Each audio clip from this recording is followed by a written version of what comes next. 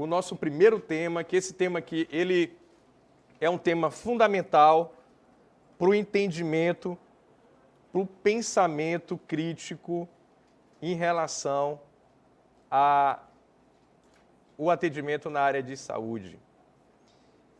Então, o que é que nós vamos falar? O nosso primeiro tema é sobre medicina baseada em evidências, o que vocês devem saber a respeito. Essa é a primeira aula, eu achei mais do que necessária ter esse tema para a gente discutir aqui. E vocês vão entender o porquê da necessidade de vocês entenderem que muitos profissionais, muita gente não entende bem o que seria a medicina baseada em evidências. E é um dos pontos fundamentais de entendimento aqui na nossa Masterclass. Turma, é bem notório e lógico que nós, profissionais de saúde ou acadêmicos, precisamos sempre se atualizar. Não é assim? E a gente estuda com um livro de 10 anos atrás, com algum material de 10 anos atrás, a gente não estuda. A gente tem que estar sempre procurando se atualizar. A profissão de saúde, ela exige sempre qualificação, estudo contínuo. Aquele profissional de saúde que deixa de estudar, olha, ele está fazendo mal, não só para ele, mas pior, para outras pessoas. Então vocês estão de parabéns em entenderem, ser intencionais de estarem aqui buscando uma atualização, buscando uma qualificação. E a gente vai oferecer o melhor para vocês em relação a isso. Então isso é muito bem claro que nós precisamos se atualizar. O que é que essa imagem diz para vocês, turma? O que é que essa imagem representa para vocês? Hoje, em relação à questão de atualização. O que é que representa aí? Olha, eu vou ajudar vocês aqui nesse entendimento. Hoje em dia, troca de conhecimento, hoje as informações chegam até a gente. As atualizações chegam até a gente. A tecnologia hoje permite que você receba num grupo de WhatsApp um artigo que acabou de ser lançado na revista na noite anterior. Hoje vocês recebem livros em PDF. Hoje vocês têm um canal, nós temos um canal gigantesco de acesso às informações. Como que era isso há 10 anos atrás? Há 20 anos atrás? Então, o acesso à informação hoje está muito amplo. Agora, não confundam informação com conhecimento. É diferente. Está aí o Google, né? O Google é uma excelente ferramenta para acesso à informação, mas isso não quer dizer que seja conhecimento. E o conhecimento não é a mesma coisa de expertise, porque quando você agrega outras habilidades atitudinais, comportamentais, de julgamento clínico, com base naquele conhecimento, você então chega a uma expertise, ou seja, tem que haver um pensamento crítico na construção. Então hoje é fácil você ter acesso às atualizações, muito fácil. Né? Momentos como este também tem vários disponíveis. Isso as fontes de conhecimento hoje são amplas. Agora, qual é o desafio? Qual é o desafio então? Já que o acesso às fontes de conhecimento é muito fácil, agora qual é o desafio? Qual seria? Filtrar, o que mais? Prioridades, o que mais? O que mais? Qualidade de você saber, no emaranhado de fontes de conhecimento, o desafio atual é saber quais são as fontes de qualidade. Quais são as fontes que eu tenho que estudar? Quais são as fontes que eu tenho que confiar? É esse o desafio. O desafio não é chegar até a fonte. A fonte já chega até a gente. é você saber fazer a triagem do que é bom, do que não é relevante e do que é relevante. Estima-se que hoje tem mais de 20 milhões de publicações, sendo que 2 a 4% são publicações relevantes do ponto de vista científico. Daí você já tira e você tem ideia de como a gente precisa ter esse filtro do que é importante, do que tem qualidade. Esse é o desafio hoje. Não é mais conseguir ter acesso. Então, assim, eu sou de uma época, quando a gente entrou na faculdade, não era revista, não existia revista eletrônica. Se você quisesse ter acesso a uma revista, você teria que ir na biblioteca para pegar uma revista científica, e às vezes era de meses ou anos atrás. Mas era o que você tinha. E hoje, né, a gente tem maior facilidade para isso. E daí que vem esse conceito de literácia da informação, que é justamente você ter o conjunto de competências de aprendizagem e o pensamento crítico para você avaliar a informação de forma eficiente. Esse é o desafio e esse é o conceito, né, de literácia da informação. Você não confiar em qualquer coisa. E hoje em dia está assim. As informações estão correndo soltas aí e a gente não tem, né, filtrar, né, justamente essas informações. E quando a gente pensa na área de saúde, turma, diante de todo esse contexto, essas informações correndo para lá e para cá, caramba, acabou de sair um guideline novo, aí você já fica naquela aflição, caramba, eu tenho que ler porque no próximo mês ele já não vai ser novo e eu já vou estar desatualizado porque fulano de tal já leu e aí cria aquela ansiedade, aquela coisa toda e isso só lhe atrapalha dentro do processo. E você tem que ter também o quê? Prioridades. O que é que eu devo estudar agora? Você não vai conseguir estudar tudo. Você vai se frustrar se você for atrás de querer estudar tudo. Você vai se frustrar. O conhecimento, ninguém detém o conhecimento completo, ninguém sabe de tudo. Né? Então, pode ser que vocês façam uma pergunta aqui para mim, por mais que eu me preparei para a Masterclass, eu vou saber responder. E eu não vou ter problema em dizer que, olha, eu não sei, vamos procurar estudar para lhe responder. Eu não tenho problema nenhum em relação a isso, nenhum. E a gente entende que a gente precisa sempre estar estudando. Quando você achar que, não, já sei esse assunto, esse tema, aí mora o perigo. Então, turma, entender que conhecimento adquirido não quer dizer a melhor prática clínica. É diferente. Como assim, Daniel? Eu acabei de ler um artigo que foi publicado na Alemanha, foi feito na Alemanha, e que lá eles têm essa conduta, que eles fazem esse tipo de conduta. Beleza, você tem um conhecimento, leu todo aquele escopo do artigo, mas será que isso é aplicável ao meio que você está? Será que isso é aplicável?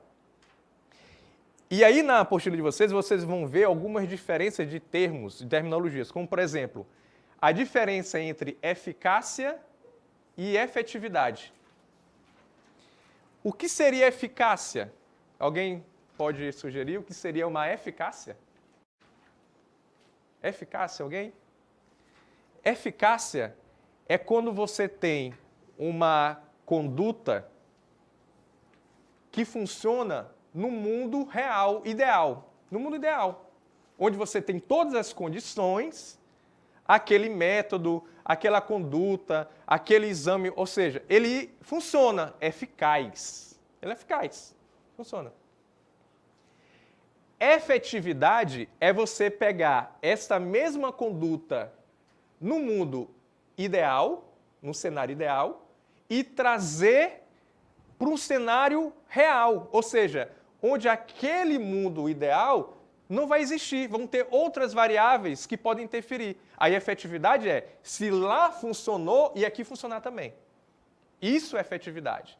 E tem coisas que funcionam no mundo ideal, mas quando chega no mundo real, olha, não é bem assim não. Rapaz, não dá para fazer isso aqui, não. É diferente. Isso é efetividade. Ou seja, o meio interfere no resultado. E tem que ser levado isso em consideração na medicina baseada em evidência. É assim que a gente tem que entender. Comunicações individuais podem estar sujeitas a limitações da experiência clínica dos interlocutores, ou seja, você tem uma comunicação de algo, é você ir para um evento, para um congresso, e você ter uma comunicação por alguém, por um profissional que não domina tanto aquele assunto, no sentido de ele não teve tanta experiência naquele determinado assunto. Então, isso aqui é para filtrar e entender a questão das informações. Livros-textos podem estar desatualizados, principalmente aqueles livros-textos que passam por tradução. E o processo de tradução, às vezes, demora. Às vezes, você tem um livro que é lançado em 2015, em inglês, e a tradução em português em 2017, 2 anos depois. E se você for pensar o tempo de construção do livro, né? Então, isso pode ser, não estou dizendo que todo livro é desatualizado, pelo amor de Deus. Eu estou dizendo que pode ser que aquele livro ele esteja desatualizado. Então, a gente sempre tem que ter esse pensamento crítico. O que eu quero que vocês cheguem é nesse pensamento crítico quando vocês recebem a informação. É isso que a gente quer que vocês cheguem. Você tem um equipamento. Olha, vamos trazer aqui uma nova prancha. Essa prancha, todos os trabalhos publicados mostraram grande efetividade no procedimento de imobilização de paciente, né? Então, isso pode ter conflito com ele, porque ele vai falar mal da prancha? Não vai falar mal. Ele vai induzir que você realmente, olha, essa prancha é a melhor prancha do mercado, ou qualquer outro equipamento. Então, pode ter interferências, isso se chama viés, isso se chama conflito de interesse. E falar em conflito de interesse, eu também já falo aqui, registro para vocês, que eu não tenho nenhum tipo de conflito de interesse com marca, com qualquer outra coisa que a gente mostrar aqui, tá? Nenhum tipo. Mas, se de repente alguma empresa quiser me patrocinar, estamos aí a entrar em contato com o Gils, né? E aí ele vai fazer todo o meio-campo, né? Então, não tem um conflito de interesse. Conflito de interesse aqui é unicamente com o ensino de qualidade. É unicamente com o ensino de qualidade. Muitos artigos científicos publicados não apresentam rigor metodológico. Lembra que eu falei? 20 milhões de publicações, 2 a 4% você tira. Separar o joio do trigo. Muitos não têm uma metodologia realmente bem escrita, bem definida, que é difícil. Qual é o trabalho mais fácil para fazer, turma? Qual é o trabalho mais fácil para fazer? É o quê? Trabalhos o quê? Epidemiológicos. Você pegar, por exemplo, qual foi o número de doentes atropelados na BR do quilômetro 0 ao quilômetro 15. Então, a gente vai pegar alguns trabalhos aqui que talvez a gente vai mostrar para vocês. Cara, ele pega estatísticas de 5 anos, número de acidentes de motos em 5 anos, 215. 215 a gente tem aqui, talvez em uma semana. Mas qual é a grande diferença? É que ele está usando bem o pouco que ele atende. Ele usa muito bem, que ele tem todas as informações. Ele aprende com a realidade deles. E a gente não consegue aprender com a nossa. A gente ainda costuma fazer o mesmo, não consegue chegar lá. Atentos? Então, a medicina baseada em evidência, a gente tem que ter esses passo a passo. Ele foi um conceito que foi criado lá na década de 80, no Canadá, década de 80, 90. Esse foi o primeiro artigo publicado na JAMA, em 92, usando esse termo, medicina baseada em evidência. E o conceito dele é o uso consciente, explícito, ou seja, você tem que dizer como que você fez, com quem você fez, tem que ser explícito do trabalho. Criterioso da melhor evidência disponível para demonstrar tratamentos e opções devem ser oferecidos e discutidos com os pacientes. O que é que vocês acham dessa imagem aí, lá da década de 60, 70? Olhem aí, o que é que vocês acham?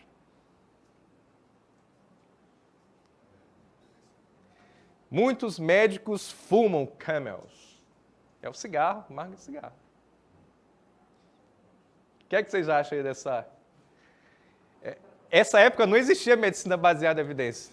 É uma propaganda utilizando a figura do médico, né, para levar, como ele tem o respaldo, tem a notoriedade para, rapaz, se o médico fuma, eu vou fumar também. E ainda tem aqui, rapaz, eu vou durar 100 anos de vida, vou vir até 100 anos fumando. Então, naquela época não tinha esse entendimento. Hoje, isso aqui é um absurdo, isso aí é proibido, né? Então você está lá e com criança ainda, fala, olha, doutor, que lindo você fumar, eu vou fumar também, para viver 100 anos. Olha que maravilha. Então, observe como a gente está sujeito a algumas situações. Pode ser que isso aqui aconteça agora só de outra forma. E a gente não perceba. Como aquelas pessoas naquela época não percebiam isso. E pode ser que a gente receba influências como essa e a gente não esteja percebendo isso. Bom, e a medicina baseada em evidência é como aplica. Turma, o que é que a gente quer chegar de aplicação com a medicina baseada em evidência? É aplicar aonde? Somente na sua cabeça?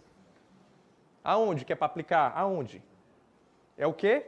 Nas práticas de saúde. É pegar a medicina baseada em evidência e aplicar nas práticas de saúde.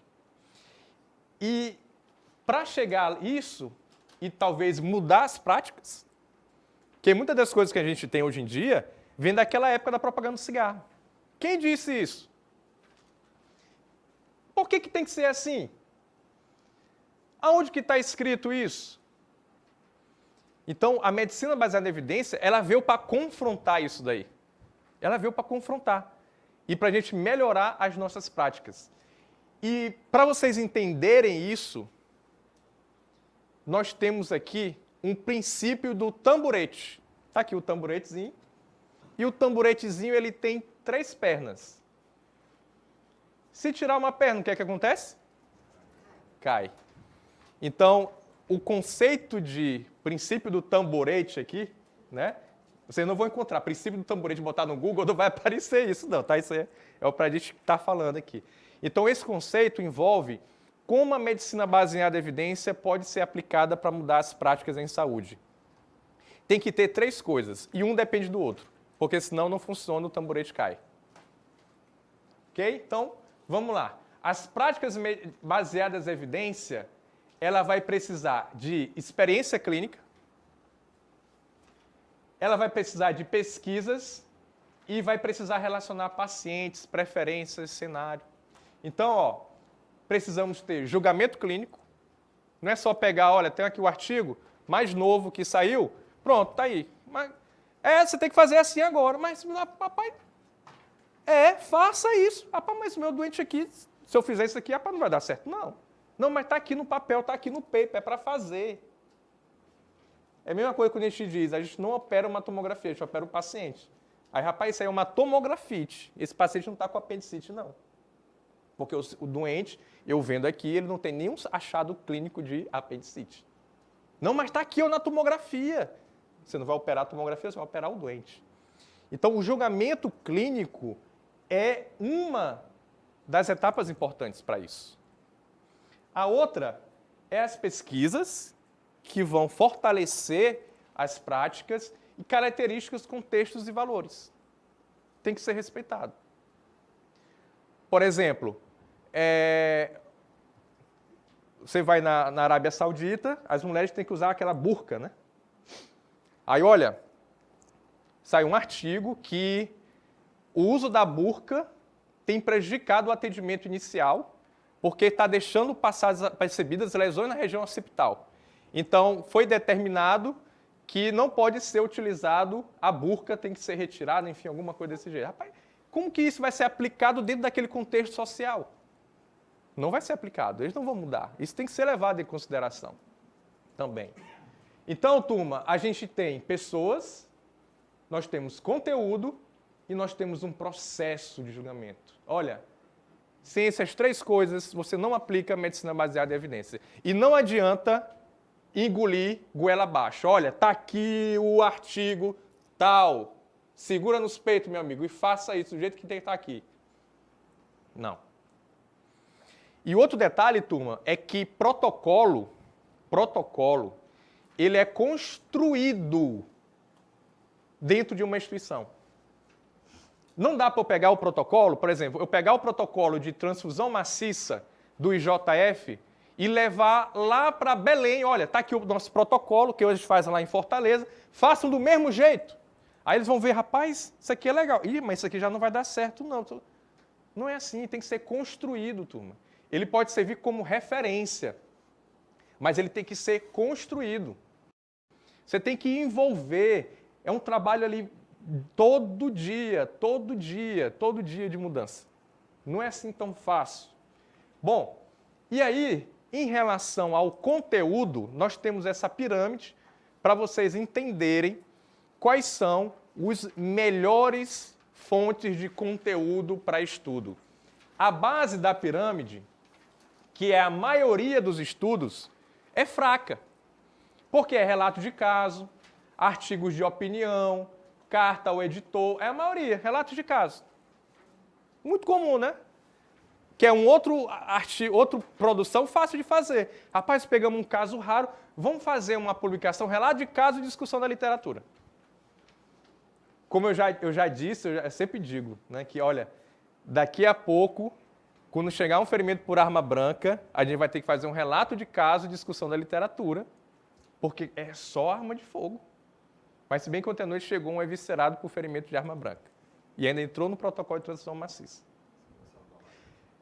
Exatamente. Mas daqui a pouco vai ser, rapaz, não tem mais. Acabou. Não acabou até... Antes era o forró do risca-faca, né? Só que o forró em Fortaleza acabou. Agora é só sertanejo universitário. E é o forró da bala moendo. Então é só sertanejo, rapaz, acabou. Quando eu chego para receber os colegas, Daniel, rapaz, onde é que tem um negócio de forró para a gente escutar? Meu amigo, é só não são mesmo, não tem lugar para forró aqui não, para ir, acabou, é sertanejo, agora dominou. Né? E aí eu acho que talvez por isso deve ter influenciado, o forró de risca-faca acabou, agora é bala coendo. Quais são os melhores conteúdos para serem vistos, lidos? São as meta-análises e revisões sistêmicas. São os melhores, estão lá na ponta. Esses são os melhores. E por ser os melhores, são os que têm menos. O que é uma revisão sistêmica? Sistemática, aliás. A revisão sistemática é um estudo onde ele vai filtrar tudo que foi publicado daquele assunto e vai pegar apenas os melhores trabalhos. Os melhores. Então, não vai entrar relato de caso, nada disso. Apenas os artigos originais, os melhores artigos. E ele vai pegar esse amontoado e vai chegar a uma conclusão. Sobre tal procedimento, ele vai fazer uma pergunta. Olha, será que colar cervical tem que ser abolido do pré-hospitalar? Aí ele vai pegar todos os bons estudos de colar cervical e vai tentar chegar nessa conclusão com base no que foi publicado. Essa é uma revisão sistemática. E o que seria uma meta-análise? A meta-análise, turma, vai um pouco além.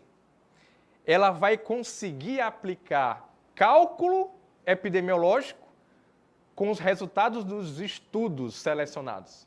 Então, a meta-análise é um passo a mais da revisão sistemática. E aí ele vai ter mais poder de evidência quando você tem uma meta-análise. Cara, você pegar um estudo, meta-análise. Então, qual é a minha sugestão para vocês? Quando vocês quiserem estudar qualquer tema, busquem aquele tema, artigos e publicações que sejam revisões sistemáticas ou meta-análise. Lógico que artigos originais, muito bem escritos, ajudam a construir. Mas o que geralmente aparece no final de um artigo, de muitos artigos, até artigos originais? Lá na conclusão, cerrando a conclusão, o que geralmente acontece? O que é que ele coloca lá? Mais estudos são necessários, né, para fortalecer, para chegar a essa conclusão. Porque precisa ter mais estudos de qualidade para que possa, então, aplicar aquela determinada coisa. Então, geralmente, é isso que vai acontecer. O blog da enfermeira Kelly diz, no blog da enfermeira Kelly que agora tem que ser feito desse jeito. E não é isso. Então, opiniões de gurus, né? Então, da mais robusta, mais fraca. E no pré-hospitalar, turma? Como que estamos em pesquisa no pré-hospitalar? Como que estamos em pesquisa no pré-hospitalar? Né? Vamos falar, então, aplicar isso para o pré-hospitalar. Já que nós estamos na Masterclass Trauma PH, então tudo aqui a gente vai aplicar do trauma para o pré-hospitalar. Ok? Depois a gente vai ter a Masterclass Sala de Emergência para o trauma, e aí vai ser outros conceitos focados para uma sala de emergência. Hoje aqui o foco vai ser no pré-hospitalar. Olha só, o que é isso aqui? O que é isso aqui? Urticária. E aqui é uma constipação. Sabe por que eu trouxe isso aí? Porque há 22 anos atrás, esse estudo aqui do Callahan, nos Anais de Medicina de Emergência, o que é que ele identificou? Ele identificou que tinha mais evidências científicas para urticária e prisão de ventre do que para condutas no pré-hospitalar. Há 22 anos atrás. Há 22 anos atrás. Ou seja, o pessoal estava estudando mais prisão de ventre do que condutas no pré-hospitalar. Há 22 anos atrás. E tinha muitos recursos sendo gastos lá no pré-hospitalar. Okay? Então, só para vocês terem uma ideia. Lógico que com o passar dos anos, hoje, já foram muitas outras evidências surgiram, né? O desenvolvimento da medicina baseada em evidência também no pré-hospitalar, nesses 22 anos, melhoraram, evidentemente. Só que a gente precisa ir mais além. E dentro da nossa realidade, como que a gente consegue ir além, ou talvez dar os primeiros passos no nosso SAMU 92 aqui no Brasil? Quanto tempo tem SAMU no Brasil? Quanto tempo tem? Quanto tempo tem SAMU 92 no Brasil? Alguém diz aí? Quanto tempo? Quando que começou o SAMU? Em 2004. Foi oficializado o SAMU. E o SAMU ele começou, na verdade, a construção da concepção do SAMU começou lá no final da década de 90. Com a Câmara Técnica, a RBCE, que é a Rede Brasileira de Cooperação em Emergência, construindo lá, né, o que seria, então, o SAMU 92. Ou seja, de 2004 para 2019, 15 anos. 15 anos. Debutando. Nós somos novos ainda. Então, eu acho que é melhor dizer que a gente precisa dar os primeiros passos em relação à pesquisa e ciência no nosso pré-hospitalar. Os primeiros passos precisam ainda ser fortalecidos. Fortalecidos. Essa é a grande realidade. E aqui a gente traz para vocês uma equipe de pré-hospitalar em Londres e uma equipe de pré-hospitalar lá no interior do Goiás. Turma, o que é que vocês acham que passa de preocupações na cabeça de um profissional do pré-hospitalar lá em Londres?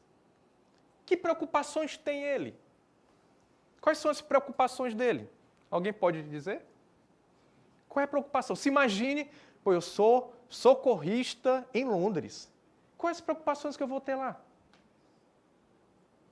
Quais são? Qual vai ser? Hã? Vias aéreas. Hã? Ele vai estar preocupado, rapaz, será que vão pagar esse mês? Rapaz, eu tenho que conseguir outro lugar para trabalhar, que não está dando trabalho aqui nesse SAMU de Londres, não. Será que ele está preocupado com isso? Será que ele está preocupado, rapaz, está faltando soro, ó. Rapaz, está faltando colar cervical aqui na nossa ambulância. Rapaz, a nossa vai ficar presa a maca lá no hospital. Rapaz, a nossa ambulância está caindo aos pedaços. É? Qual é a preocupação dele, turma? Desse profissional? Desse sistema? Qual é a preocupação dele? A preocupação, de fato, é lá com a via aérea. De fato, é mais amplo. É com o doente ali. Rapaz, o que é que a gente pode oferecer ainda de melhor para esse cara, para esse doente? Porque a gente tem todos os recursos, e aí a preocupação dele vai estar centrada onde? No doente. o que a gente pode oferecer melhor? Como que a gente pode ir além para esse doente? Será que é a mesma preocupação da equipe de profissional, de maneira geral, aqui no Brasil? É a mesma preocupação? Não. Ele está preocupado se, talvez, dependendo do que ele tiver, se a ambulância não vai ficar no prego. Ele está preocupado se a maca não vai ficar presa no hospital. Ele está preocupado que o salário dele está atrasado. Ele está insatisfeito porque está ganhando pouco. Ele está insatisfeito por um N de coisas estruturais, que está faltando equipamento, condições ideais e tudo. Porque a gente está num local diferente, o nosso sistema de saúde. Então, vejam que a mentalidade e o pensamento são diferentes. Mas isso, turma, não quer dizer que a gente não vai oferecer o nosso melhor, não vai se preocupar com o doente em estar oferecendo mais. Isso não quer dizer. A gente precisa sempre pensar no doente. Mas eu trouxe isso aqui só para a gente poder fazer essa reflexão. Fazer essa reflexão. Só um comentário. Você não acha que isso faz parte de uma troca também, não? Porque, por exemplo, se a gente for pegar o modelo dos Estados Unidos, lá é incomensuravelmente melhor mesmo. Tem dezenas mais Sim, assim. sim. Mas tem uma questão aqui no brasileiro que é o seguinte: o quanto essa vítima vai se preocupar monetariamente?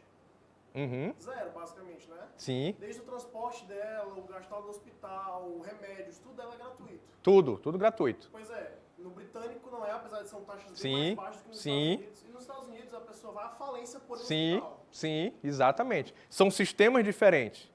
Agora, a troca, lógico que sempre vai ter a questão da troca, né? E por isso que são algumas realidades diferentes, assim, que essas realidades interferem. O que você falou está corretíssimo. E aqui o nosso sistema público de saúde, ele abraça bem, né? Ele consegue abraçar bem o doente. E são gastos grandes. Na saúde, olha, é grande. Você pega um doente que tem uma fratura fechada do fêmur, que fica 2 semanas para ser operado e depois mais 3 semanas para ter alta, quanto que ele já gastou ali naquele hospital? Fora as morbidades associadas, ou seja, dentro da área de saúde, os gastos são muito grandes para esse doente na emergência. Então, no PH, no pré-hospitalar, as pesquisas significativas são limitadas. A maioria é baseada no registro de trauma. Estudos randomizados são raros e difíceis de serem feitos no ambiente pré-hospitalar. Essa é a realidade. Você fazer um bom estudo no ambiente pré-hospitalar, olha, é desafiador isso.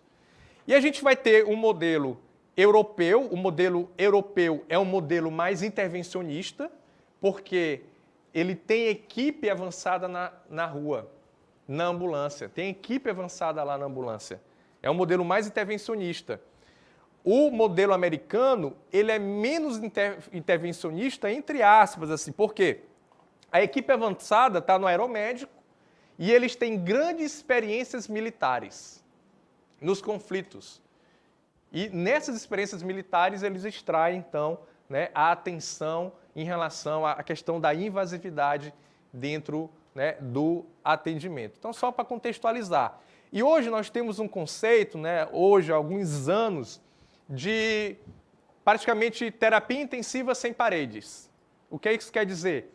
É oferecer o máximo de atenção ao paciente, independente de onde ele estiver. Então, esse conceito, ele avança para o pré-hospitalar. É de você fazer medicações, procedimentos, já no ambiente pré-hospitalar. E quando a gente fala pré-hospitalar aqui, turma, a gente está falando SAMU 92, pré-hospitalar móvel, e UPA, Unidade de Pronto Atendimento, que é pré-hospitalar fixo, tá? E qualquer outra unidade de atendimento de emergência que não seja o hospital. Isso é pré-hospitalar, tá? Então não pense em pré-hospitalar apenas com a ambulânciazinha com as 4 rodas e a sirenezinha lá. Então o pré-hospitalar, o modelo pré-hospitalar no Brasil vigente é esse. Você vai ter o pré-hospitalar fixo e o pré-hospitalar móvel. Será que de fato a gente tem inovações, novidades e tecnologia que vem do pré-hospitalar, que surge no pré-hospitalar? Muito dificilmente. Muito dificilmente. Muitas das tecnologias, das inovações que nós temos no pré-hospitalar, eles surgem do hospital e são aplicados no pré-hospitalar. São práticas desenvolvidas no hospital que são aplicadas no pré-hospitalar. Geralmente é isso que acontece. Condutas, tomadas de decisões, procedimentos são influenciados por que faz no hospital. Como, por exemplo, já posso até adiantar, o estudo Nexus. O estudo Nexus, lá na década de 90, depois da validação lá no começo do século, ele foi para quê? Para verificar quem ia fazer raio-x ou não de coluna cervical no hospital. E aí o que é que fizeram? Não, vamos pegar então essa experiência do hospital e trazer para o pré-hospitalar para ter um pensamento crítico na tomada de... para saber quem que vai botar o colar, quem não vai botar o colar, por exemplo. Quem vai mobilizar, quem não vai imobilizar. Então, muito do que vem é do ambiente hospitalar. Mas dentro do próprio dentro do pré-hospitalar, por exemplo, nós podemos ter tecnologias específicas. Um carro, quando colide, ele ligar um alerta para o SAMU ou para o bombeiro, para o atendimento e localizar aquele carro que teve um impacto de alta energia. Nós podemos, de repente, ter drone num evento de grandes massas, que aquele drone pode levar um desfibrilador para uma área que está distante. E aí chega lá com o drone. Então, existem algumas tecnologias que podem ser e são aplicadas, né, ali, exclusivamente no pré-hospitalar. Uso do ultrassom portátil, que a gente vai discutir também sobre ultrassom portátil, não interfere, né, pode ser aplicado. Algumas intervenções farmacológicas, procedimentos não invasivos que podem ser aplicados, né, no pré-hospitalar, né, também. Então, a pesquisa ela vai servir para saber a eficácia, a efetividade e as particularidades do sistema. Lembra o que é eficácia? Eficácia é no mundo ideal. Efetividade é no mundo real. Então, vai verificar isso de acordo com o que você tem de particularidade do sistema. Tá? E existem algumas barreiras para pesquisa no pré-hospitalar. Gravidade dos doentes. Como que eu vou conseguir o termo de consentimento esclarecido com um doente que está grave? Como que vai ser a tomada? Vai ser mais difícil fazer estudos assim. A seleção do paciente, como que eu vou selecionar os pacientes que eu vou atender? Porque eles têm que ser homogêneos. Eles têm que ser representativos também de uma realidade, de um grupo de doentes. A falta de padronização, um atende de um jeito, o outro atende de outro. Dependendo para o hospital que ele vai ser atendido assim. Ah, mas se ele for para outro hospital, ele vai ser atendido diferente. Como que isso vai interferir no resultado, né, turma? Isso interfere no resultado.